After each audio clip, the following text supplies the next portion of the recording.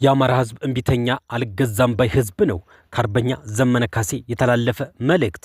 አማራ ማለት ነፃ ህዝብ፣ ኩሩ ማንነት፣ ህግ አርቃቂ፣ ፍትህ አዋቂ ማለት ነው። የአማራ ህዝብ ታሪኩ የነፃነት የክብርና የፍትህና የኩሩ ማንነት ታሪክ ነው።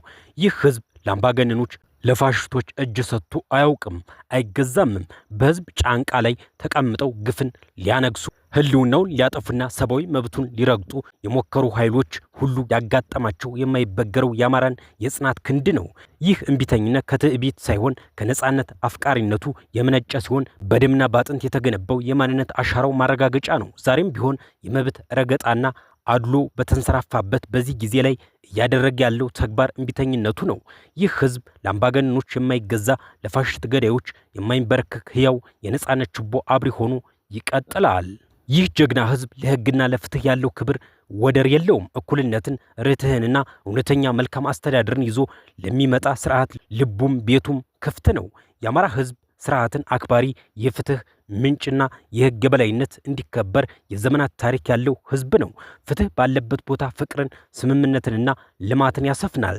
ትናንትም ሆነ ዛሬ ጥያቄው የማንንም መብት መጋፋት ሳይሆን የራስን መብት ማስከበርና በፍትሃዊነት መኖር ነው። ስለዚህ ይህንን ህዝብ በኃይል ሳይሆን በፍትህ፣ በዛቻ ሳይሆን በህግ ማስተዳደር ብቻና ትክክለኛው መንገድ መሆኑን ማንም ኃይል ሊገነዘበው ይገባል።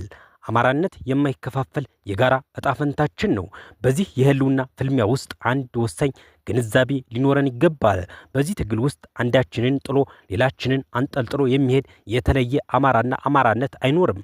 ህልውናችን ልክ እንደ አንድ አካል የተሳሰረ የጋራና የማይከፋፈል ነው። ጠላት ልዩነት አይጠይቅም። የታሪካዊ ጥቃቱ ሰለባ የሚያደርገው መላውን ስብስብ ነው። ስለዚህ አንዱ ክፍል ሲደማ ሌላው ሊድን አይችልም።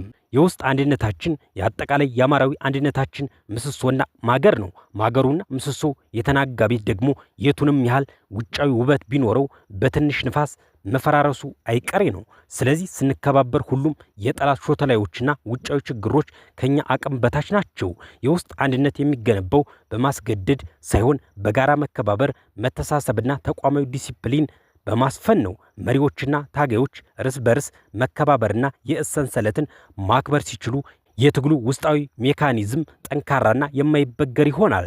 ይህ በሚሆንበት ጊዜ ከፊት ለፊታችን የተደቀኑት ተግዳሮቶችና ጠላቶች በሙሉ ከኛ አቅም በታች መሆናቸው በተግባር ይረጋገጣል።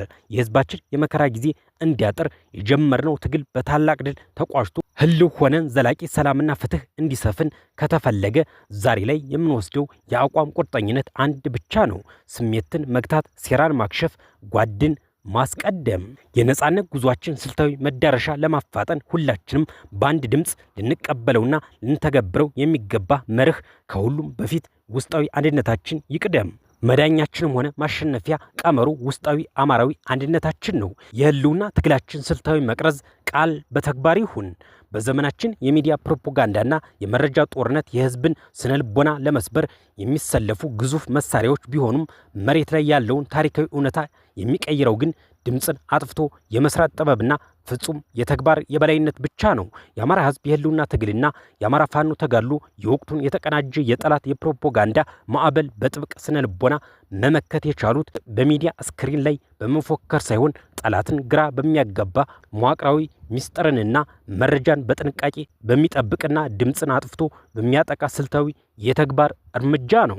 ከወሬያችን ተግባራችን ይቅደም። ይህ መርህ የፋኖን ህዝባዊ ደጀንነትና የሞራል የበላይነት የገነባ እውነተኛ የትግል ምሰሶ ሲሆን አንድን ወታደራዊም ሆነ ፖለቲካዊ ስራ ከመተግበሩ በፊት በሚዲያ አለማውራትና መሬት ላይ ያለው ውጤት ራሱ በከፍተኛ ድምፅ እንዲናገር ማድረግ በትግሉ መዋቅር ውስጥ ፍጹም የሆነ የጋራ መተማመንን ፈጥሯል። ይህንን የተግባር የበላይነት ወደ ዘላቂና ፍጹም አሸናፊነት ለመቀየር ደግሞ ከተበታተለና ግለሰብ ተኮር አካሄድ ወጥተን ወደ ጥብቅ ተቋማዊ የሰንሰለት እና የውስጥ ዲሲፕሊን መሸጋገር የወቅቱ ዋነኛና አስገዳጅ ስልታዊ ትልማችን ነው። ትግሉን ወደ ላቀ ምዕራፍ የሚያሻግሩት በሚዲያ የሚነታረኩ ሳይሆኑ በመሬት ላይ ተቋማዊ አደረጃጀትን አክብረው የውስጥ አንድነትን ጠብቀውና በቁጥጥር ስር ባሉ አካባቢዎች የትውልዱን ቀጣይነት የሚያረጋግጡ እንደ ትምህርት ያሉ ስልታዊ ተቋማትን ሳያቋርጡ የሚያስቀጥሉ አርቆ አሳቢ መሪዎች ናቸው። የውስጥ ግባችንን ከሐሰት ወሬዎችና ከመረጃ ሰርጎ ገቦች በጥንቃቄ በመጠበቅ ቃልን በተግባር የመተርጎም የዲሲፕሊን ጥንካሬያችንን ካጠናከርን የህልውናችን አስተማማኝ ነጻነት በቅርብ ቀን እውን ይሆናል። ተግባራችን ከቃላችን ይቅደም ወይም ቃል በተግባር ይሁን። መሪ አንድም በብልሃት አንድም በጭንቅ ይፈጠራል። የአማራ ህዝብ የህልውና ትግል በህዝባዊ ማዕበልና በስሜት ብቻ አይጸናም። ማዕበሉ ወደ አስተማማኝ ድል የሚቀይረው ወጥ የሆነ ተቋማዊ መዋቅርና በጭንቀትና በብልሃት የተፈጠሩ መሪዎች ሲኖሩ ብቻ ነው።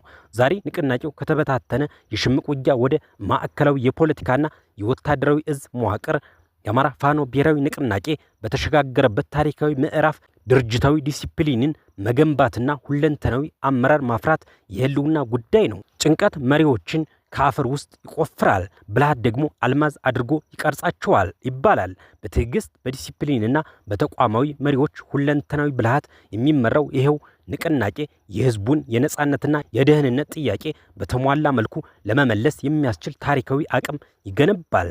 በታሪክ አጋጣሚ የተፈጠሩ መሪዎችን ሲያጠፉ እየመከሩ ጥሩ ሲሰሩ ደግሞ ሞራል እየሰጡ የበለጠ ሻርፕ እንዲሆኑ ማድረግ፣ አዳዲስ ተተኪ መሪዎችን ደግሞ ከስር በመኮትኮት መሪ መፍጠር የሁሉም ኃላፊነት ነው።